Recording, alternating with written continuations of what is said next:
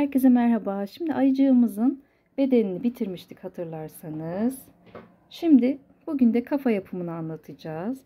Bu tatlı minnoş kafayı hadi birlikte gelin yapalım. Evet. Tığımız 2,5'da hatırlarsanız şurayı kastediyorum, 2,5 milim, 4 numara 2,50 milim. Şimdi yine sihirli halkayla başlayacağız. Kafamızın yapımına parmağımıza doladım. Tığımı alttan, ipin altından geçirdim. Bir adet aldım. Bir tane zincir çektim. Şimdi bir sık iğne,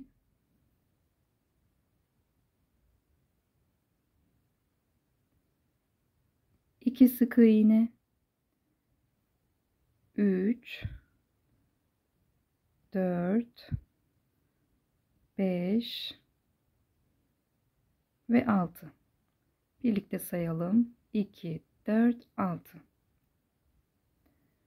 Şimdi sihirli halkamın ipini çektim. Birleştirdim. Evet. Şimdi her ilmeğe çift batacağız. Yani şu an biz 6 sık iğne yani 6x yaptık. Bu arada yorumlarda beni uyardınız. Çok teşekkür ederim. Ben alışkanlık mı diyeyim, x deyip geçiyorum. Ama amigurumi'nin temelinde x'lere, v'lere bunlara alışmamız lazım. Bunları da ayrıca size bir videoda anlatacağım.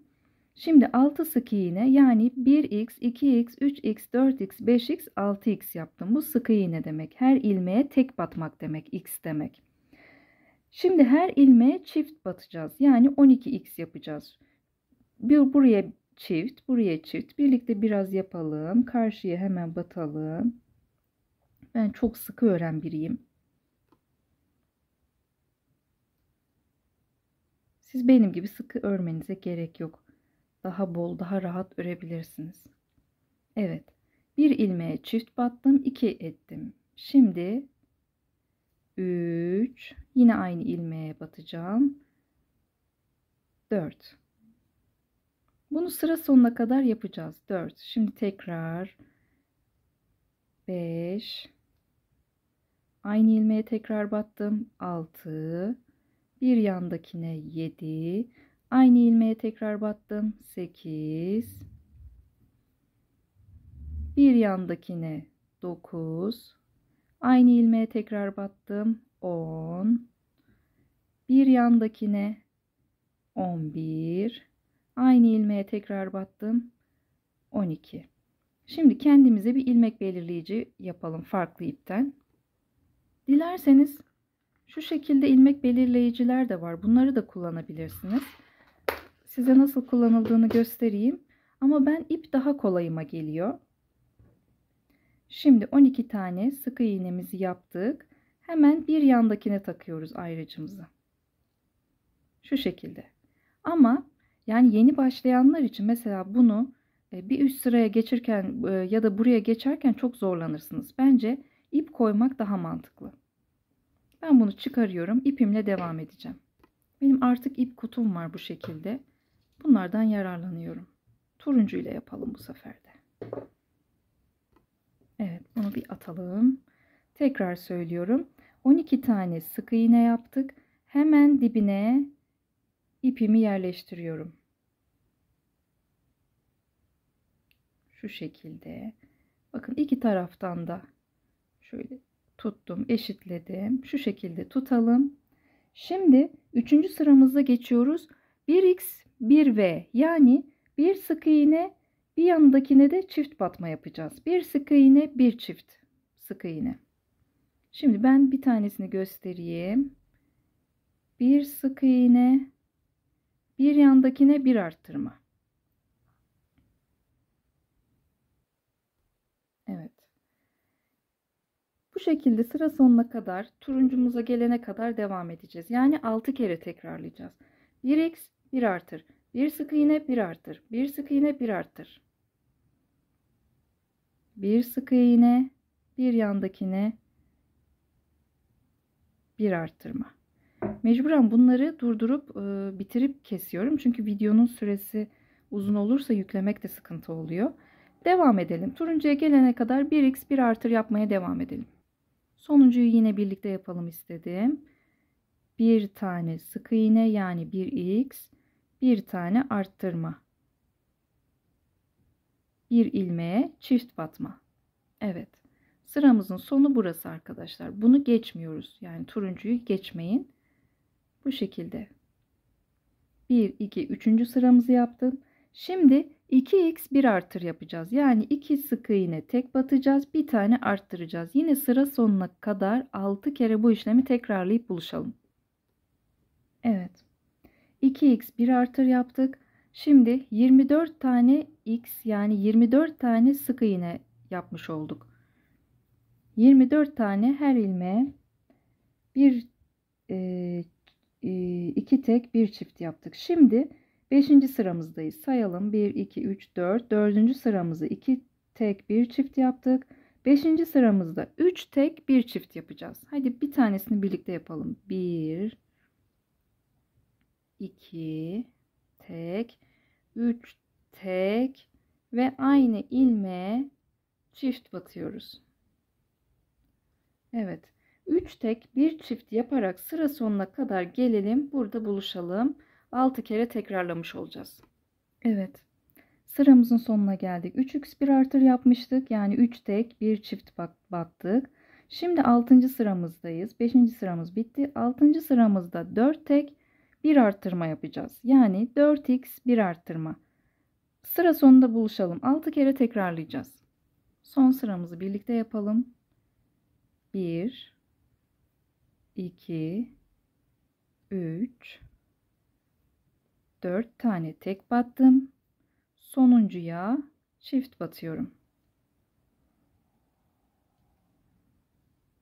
Evet, bakın başlangıç çizgimizi görüyorsunuz. İpimiz nerede? Şurası bizim başlangıç çizgimiz. Evet. Şimdi 2 4 6 6 sıra yaptık. 7. sıramızdayız. 7. sıramızda 5x 1 artır yapacağız. Yani 5 sık iğne batacağız. Sonuncuyu arttıracağız. Hadi birlikte yapalım.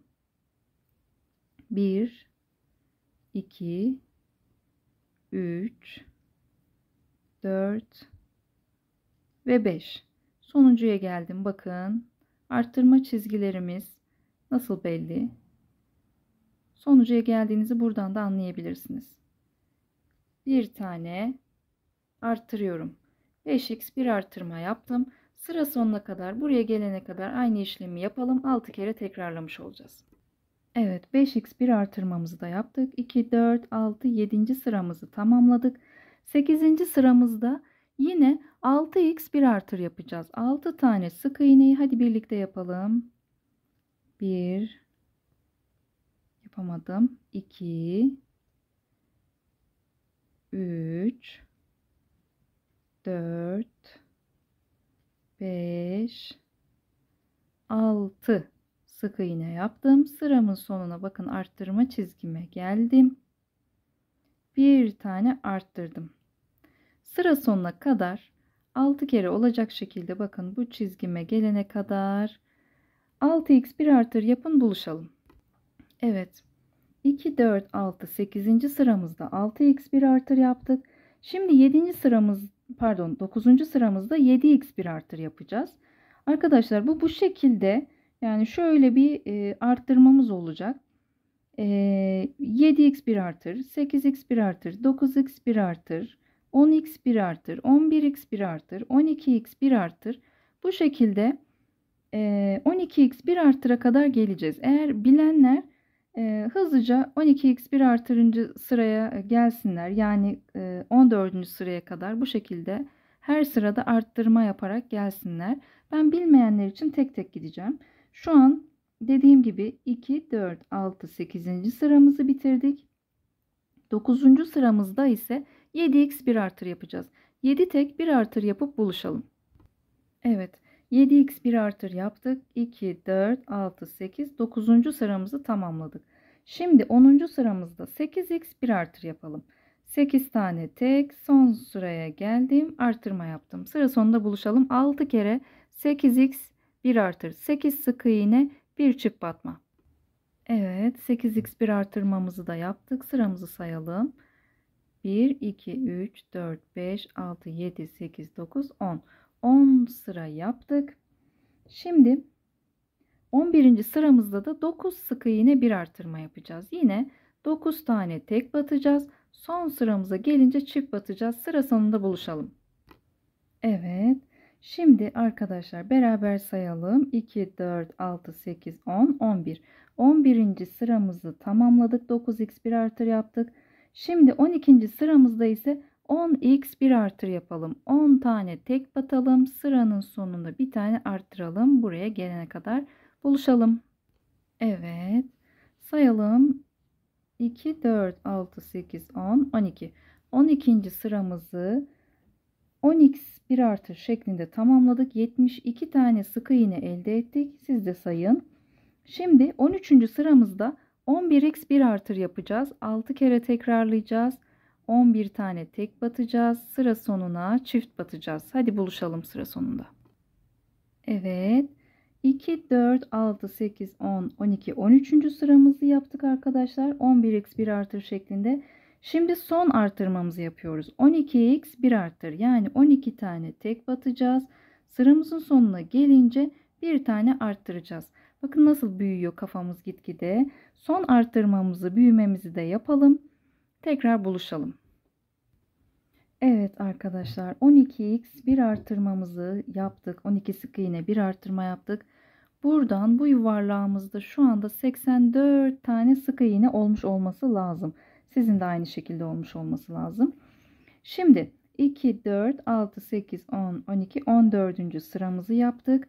15'ten 34. sıraya kadar düz öreceğiz artık arkadaşlar. Artık kafamız ovalleşecek. Oval bir şekil alacak. Yine sıra sonunda buluşalım. Bakın her sıraya tek batacağız. Bu şekilde dümdüz örün.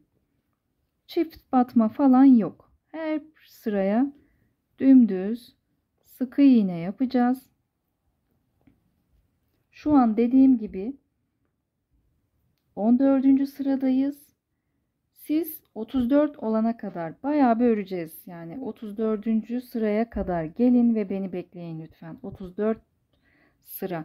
Şu an tekrar ediyorum anlamayanlar için.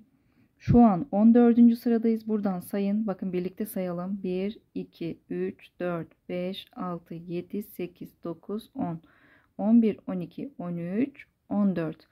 14 sıra yaptık.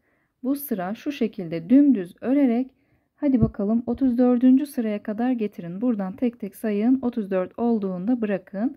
Şurayı unutmayın. Başlangıç çizgimizde kalın ve beni bekleyin. Evet arkadaşlar şimdi 34 sıra yaptık toplamda. En son 12x bir artırda kalmıştık. Yani 14. sıradaydık. Arttırarak şimdi 34. sıramıza geldik. Sayalım birlikte. Bakın. Şuradan 2, 4, 6, 8, 10, 12, 14, 16, 18, 20, 22, 24, 26, 28, 30, 32, 34 sıra. İlmek belirleyicimizi de üste alabilirsiniz artık. Yani ben yine unuttum arkadaşlar. Bunu her sırada da alabilirsiniz. Mesela 12x1 arttır yaptınız ya. Orada hemen üste geçirebilirdiniz bu şekilde çekip. Ben yine size söylemeyi unuttum. Şunu ben üste alayım. Evet. Şimdi gözümüzü takalım. Gözlerimizi 22 ve 23. sıranın arasına takacağız. Birlikte sayalım. Bu şekilde çevirdim. Herhangi bir yere şeyi fark etmez. İstediğiniz bir noktadan, her yer eşit zaten, sayalım. Bakın burayı sayıyorum. Birinci sıram 1, 2, 3, 4, 5, 6, 7, 8, 9, 10, 11, 12, 13, 14, 15, 16, 17, 18, 19, 20, 21, 22, 23. 22 ile 23'ün arasına. Yani şu noktaya. Bakın 22 burası, 23 burası. Buraya takıyorum. Şuradan bir tane şöyle kalın iğnelerimden alacağım ben. İstediğiniz iğneyi kullanabilirsiniz. Bunu buraya batıracağım yerini unutmamak adına. Bu burada bir dursun. Gözlerin arasında da 11 ilmek boşluk olacak. Yani şöyle hesaplayalım. Bir saniye. Önce gözümüzü size çıkarayım. Şimdi Deniz Hanım tarifinde 20 milimlik gözler kullanmış. Onlar bana çok büyük geliyor. Ben o kadar iri göz hoşlanmıyorum. Şimdi şunlar, ben size şöyle bir dizeyim. Bakın. Bakın bunlar 14 milimlik gözler. Bunlar 16 milimlik gözler. Bunlar herhalde 20'den de fazla. 20 değildir ya. 20 bu kadar büyük olmaması lazım. Velhasıl Deniz Hanım 20, bakın 14, 16, bunun bir tık büyüğü 18, 20. Deniz Hanım 20 milim göz kullanıyor. Ben onların çok iri olduğunu düşünüyorum gözde. Ama beğeniyorsunuz, kocaman gözler beğeniyorsanız onları da kullanabilirsiniz. Ben şöyle göstereyim size.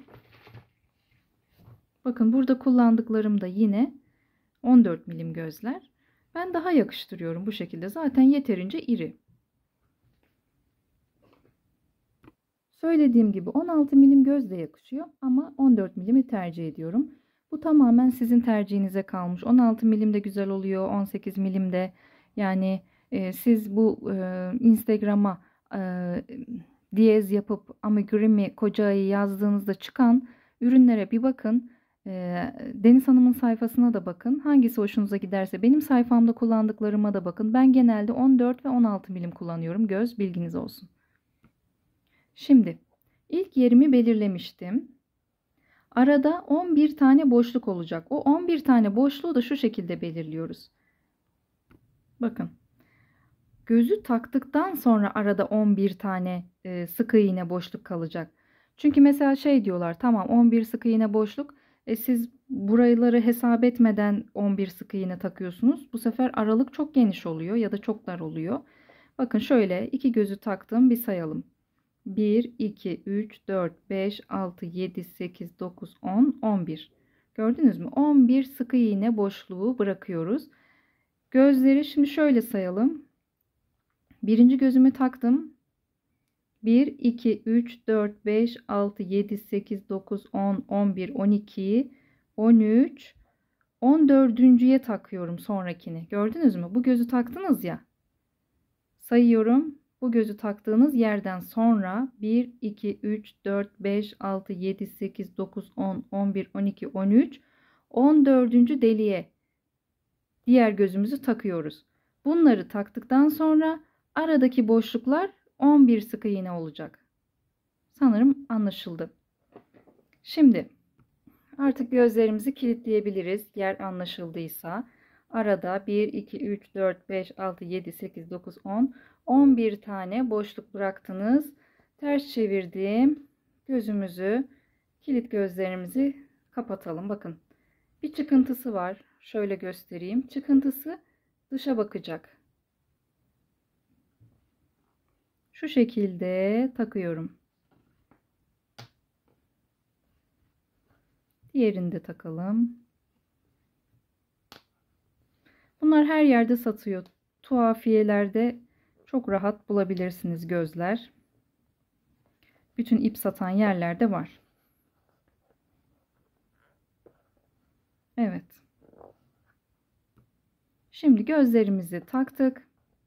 Arkadan görünüşünü de göstereyim. Genelde bunları dilerseniz şuraları çakmakla yakıp yapıştırıyorlar.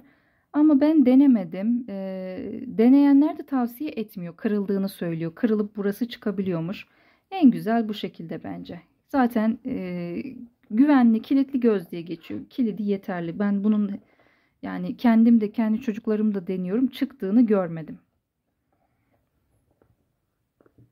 Şöyle zaten iyice sıkarsanız hani bir çocuk dişini geçirip çıkaracak seviyede olmasın. İyice kitleyin. İyice yapışsın. Tamamdır.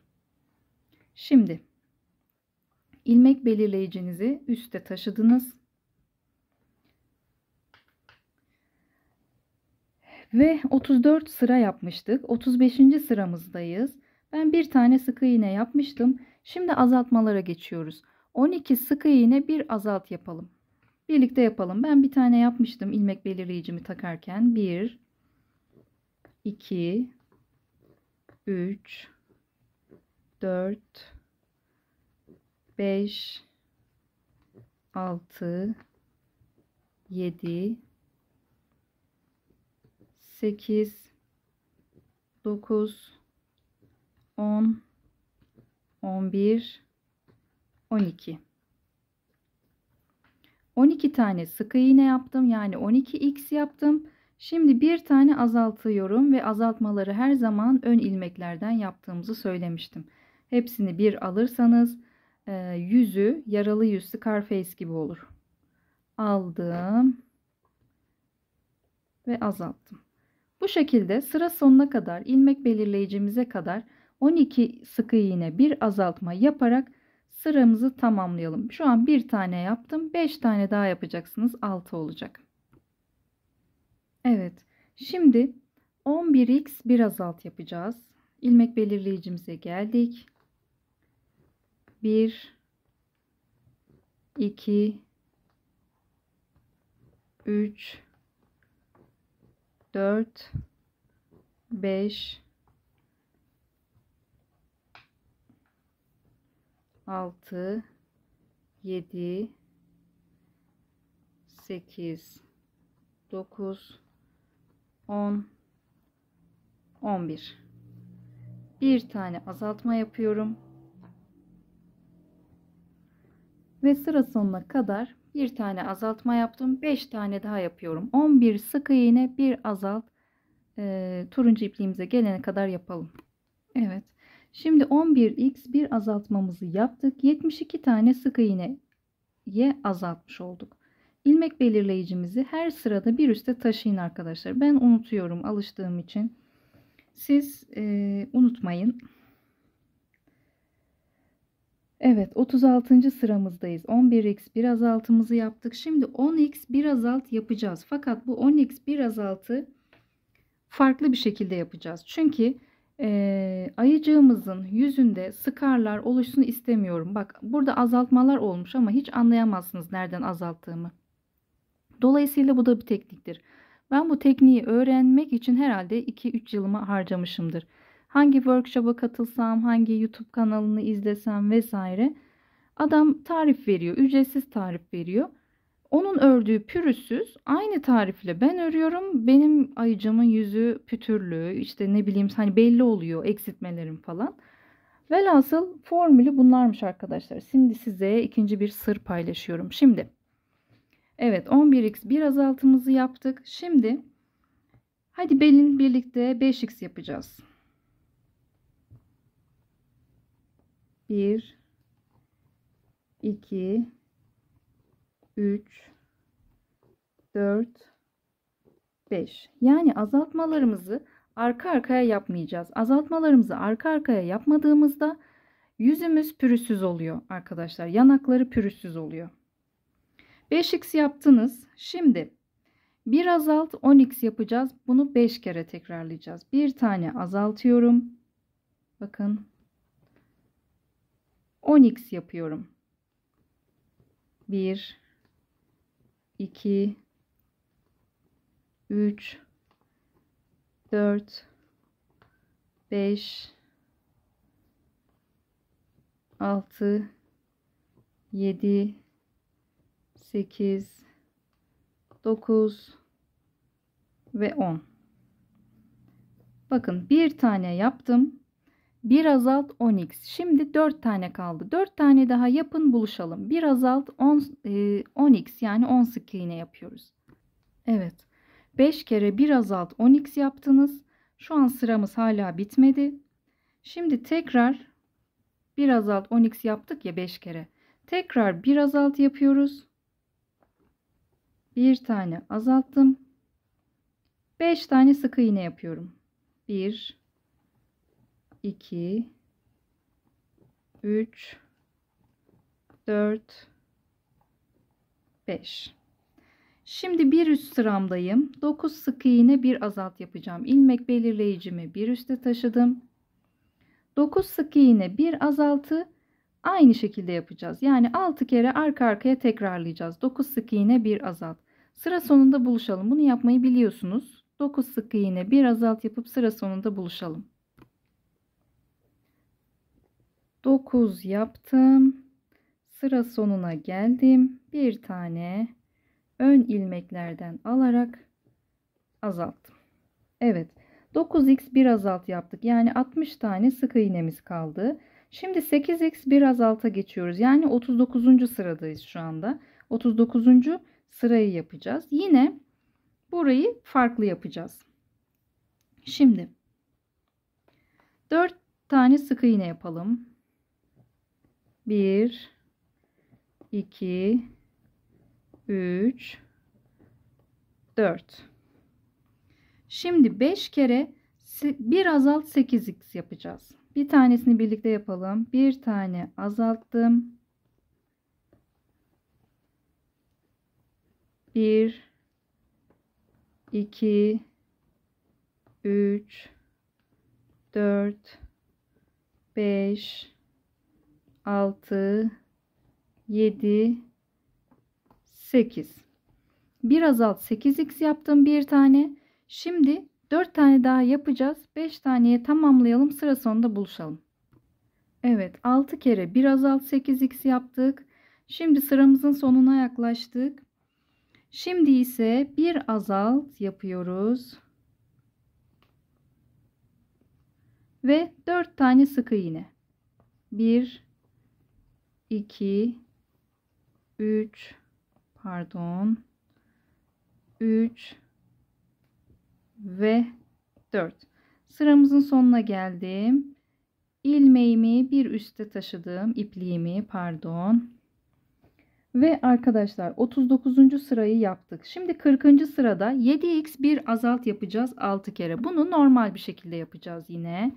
Hadi birlikte yapalım bir tanesini. İlmeğimizi şöyle kaçırmayalım. İpliğimizi pardon. İkide bir ilmek diyorum.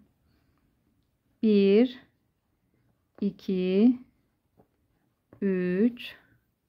Görüntü nasıl bilmiyorum. Hava çok karanlık, hiç güzel çıkmıyor. 4 5 6 7. 7 sık iğne yaptım. Bir azaltmaya geldim. Evet. Bir tane yaptım. Bunu 5 kere daha tekrarlayın. 6 tane olacak şekilde 7 sık iğne bir azalt, turuncu ipimize gelene kadar tekrarlayalım. Evet. 7 sık iğne bir azalt yaptık. Artık yavaş yavaş doldurmaya başlayalım. Şu ipimizi biraz çekelim, kaçmasın.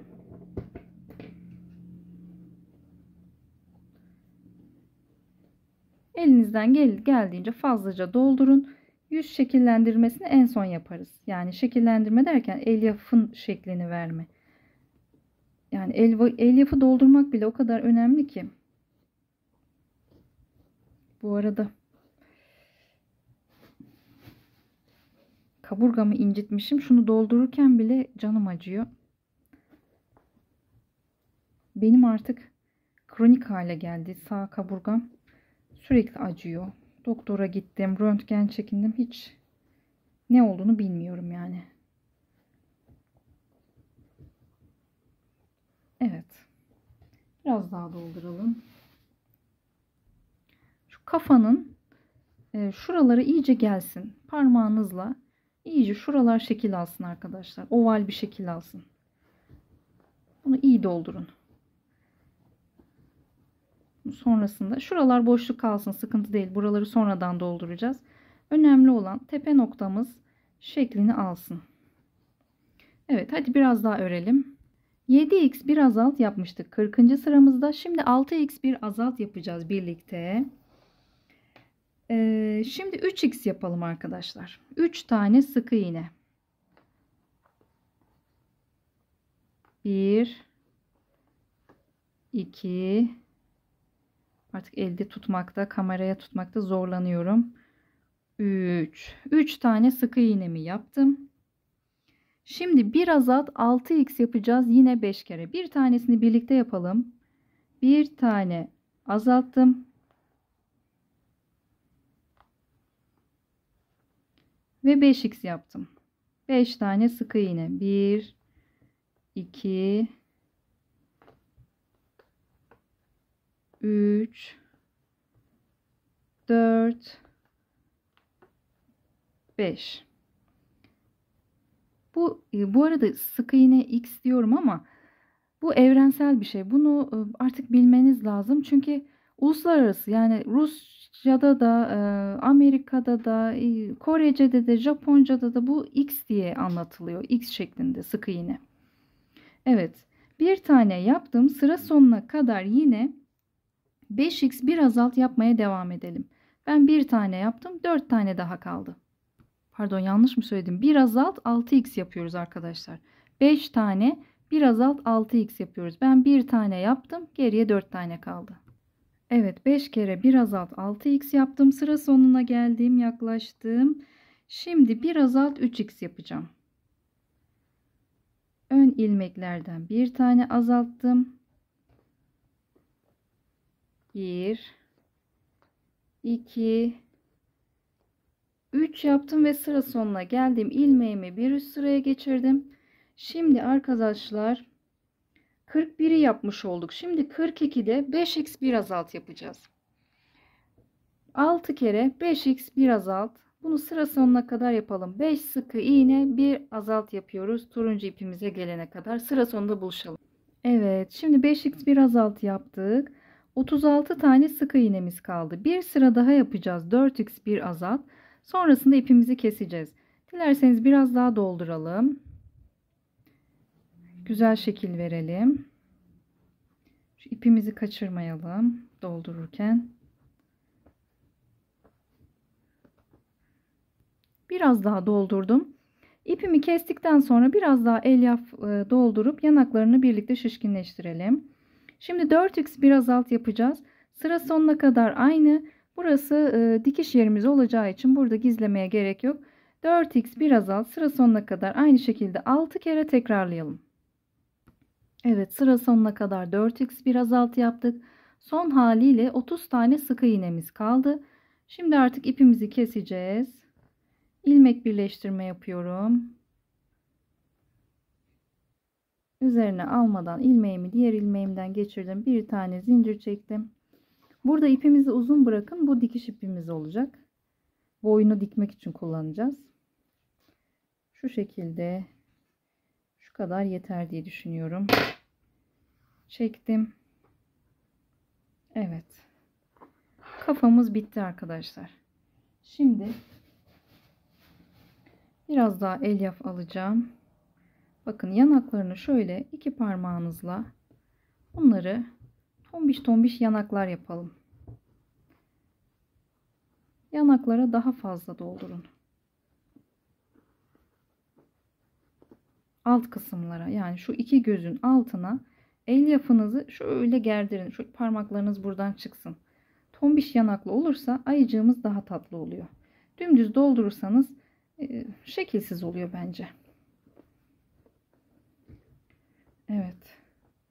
Bu şekilde doldurmaya devam edin. Boynu dikerken zaten kafamızı yine bir şekil vereceğim. Yine düzelteceğiz. Şu dediğim gibi bu alnında, kafada, buralarda boşluk olmasın aman diyeyim. Hiç güzel görünmez. Evet, kafamız bitti.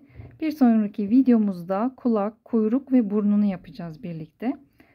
Ve boynunu dikeceğiz. Koca ayımızın bedenini bitirmiş olacağız. Görüşmek üzere bir sonraki videoda. Abone olmayı, yorum yapmayı ve beğenmeyi lütfen unutmayın.